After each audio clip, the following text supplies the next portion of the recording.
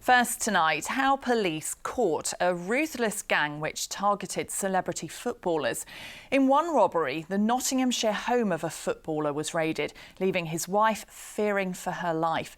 In another, former England player Ashley Cole was tied up. And a multi-million-pound tiara was also stolen from a Nottinghamshire stately home. Today, 6 men have been found guilty of involvement in various raids after a trial at Nottingham Crown Court. This special report from our social affairs correspondent Jeremy Ball. Planning a diamond heist with a toddler in tow. This is Ashley Cumberpatch filming at Nottinghamshire's Welbeck Abbey. Careful. He's posing as a dad on a day trip, but he's really on a reconnaissance mission. Detail, and that's mental, isn't it? He's scoping out the Harley Gallery. That's amazing, that, isn't it?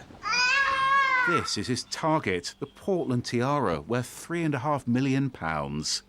And this is how they got in, to steal it more than a year later, the start of a huge police investigation. You'll see sparks flying with heat generated. Footage here of 3 men smashing their way through the back of the gallery.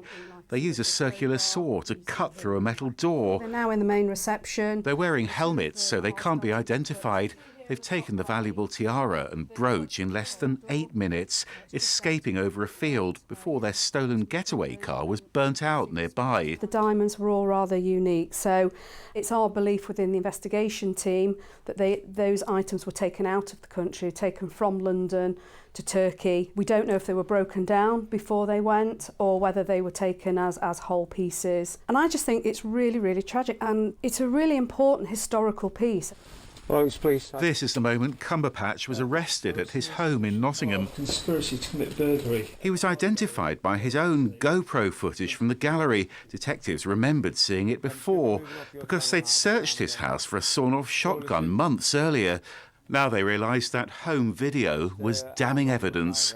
At another house linked to Cumberpatch, they found this diamond tester and what the police described as a burglary kit bag. But the breakthrough came when detectives went to Paris Jewels here on Hatton Garden in London after tracing their suspect's phone records. They were searching for the Portland Tiara. Instead, they found this plastic bag full of stolen jewellery. And just look at what they discovered inside it. Valuable watches, bracelets, an engagement ring, expensive earrings and pendants too. The haul from a robbery worth £500,000. And a clue to the owner, this FA Cup runners-up medal. That belonged to Tom Huddleston, who was playing an away game for Derby County when his home in Caythorpe was raided. His partner, Joanna Dixon, was tied up in front of their baby.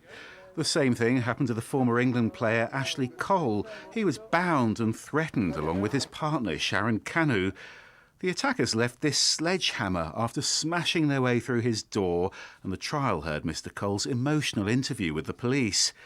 He described how they tried to protect their young children as several men in balaclavas angrily demanded valuables, and one repeatedly threatened to chop his fingers off with a pair of pliers. They were trying to find the safe, and Mr. Cole was explaining that there's no safe there. They kept asking for kettles, which is sort of Cockney slang for watches. He knew exactly what they meant. Mr. Cole absolutely feared for his life. He thought, they're going to kill me and they're going to kill my wife.